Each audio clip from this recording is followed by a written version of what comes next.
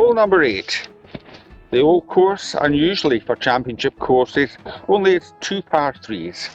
This is the first one and can play anything from 140 to 190 yards depending on your choice of tee and the pin position.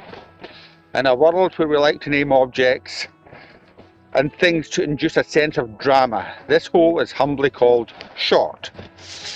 Understated in name, but not understated in difficulty. St Andrews Old Course is a real master of understatement.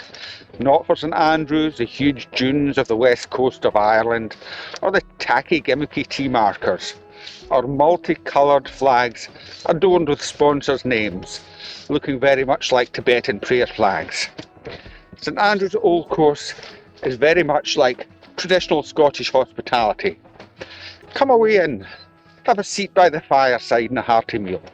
But we'll not be getting our best china and silver out, and don't expect a starter or aperitif.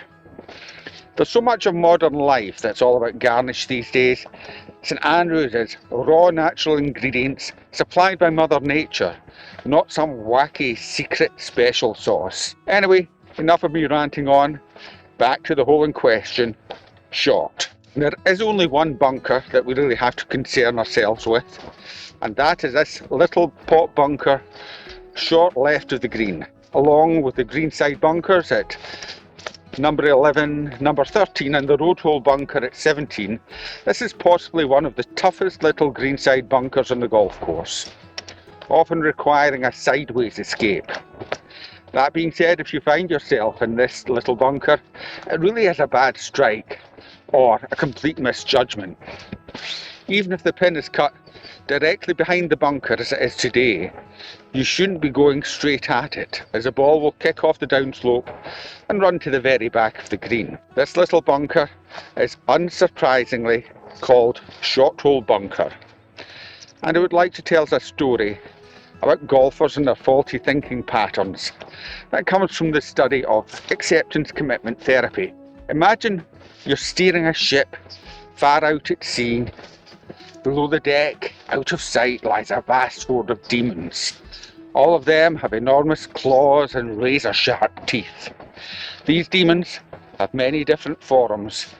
Emotions such as guilt, anger, fear, happiness, or hopelessness.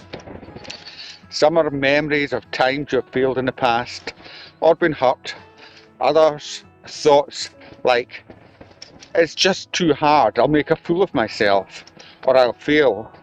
Some are mental images of seeing yourself performing badly or getting rejected. And still there's strong urges or unpleasant sensations, perhaps a tightness in your chest or a pain in your stomach. Now, as long as you keep that ship drifting out to sea, the demons will stay below deck. But as soon as you start steering towards land, they clamber up from below deck, flapping their wings, showing their fangs, and threatening to tear you into a million little pieces. Not surprisingly, that's not too much fun. So you try to cut a deal with the demons, saying if they stay out of sight below deck, then I'll keep drifting the ship out towards sea. The demons agree and everything seems okay, at least for a while. The problem is eventually you get fed up being all at sea. You get bored, lonely, miserable, and resentful, and anxious.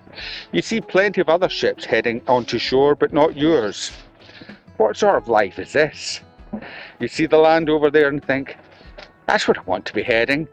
But the demons down below are not particularly interested in what you want. They want you to stay out at sea, and that's the final thing they want. And won't you start heading for land, they swarm up on deck and start tormenting you again and again and again. Interestingly though, these demons that threaten you can never actually cause you any physical harm. Why not? Because they're not real. All they can do is growl and wave their claws and look terrifying physically, but they can't even touch you. Once you realise this, you're free. It means you can take the ship wherever you want, as long as you're willing to accept the demon's presence. All you have to do to reach land is accept that the demons will sometimes appear above deck. They're going to do their best to scare you, and you'll just keep steering the ship towards shore. The demons may howl and protest, but they're powerless because their power relies totally on your belief in their threats. But if you're not willing to accept the demons, you'll have to keep them below deck at all costs, and your only option is to stay adrift at sea.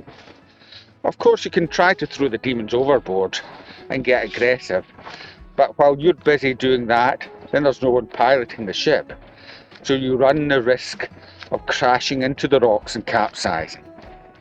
Besides, that's a struggle you could never win because, of course, there is an infinite number of these demons in the hold of the ship.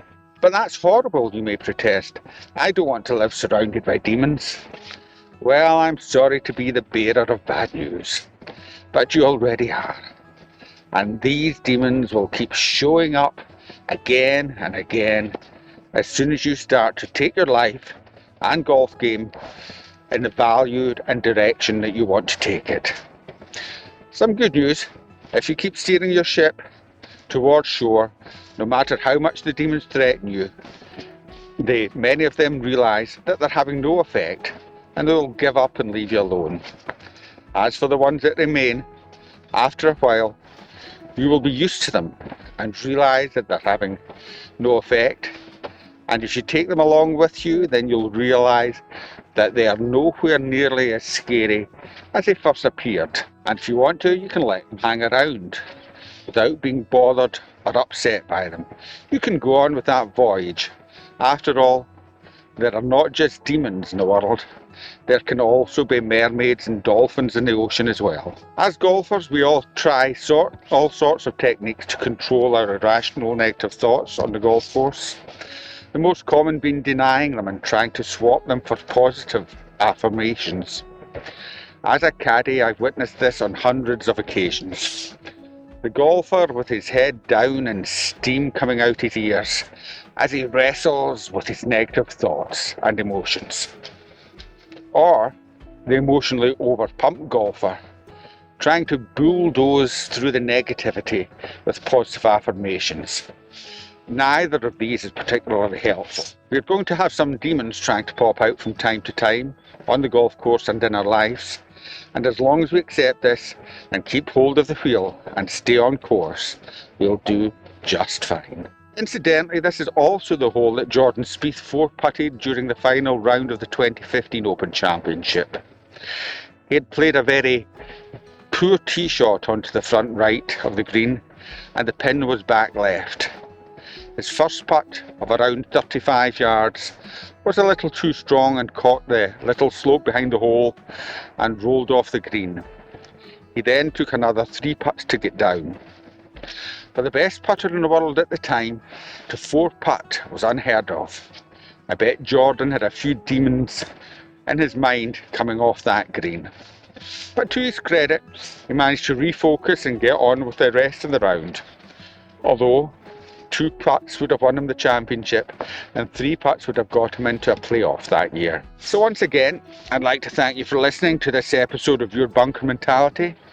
Like and subscribe to get notified of the upcoming episodes. And in the meantime, just remember, never judge a bunker by its cover. Thanks for watching.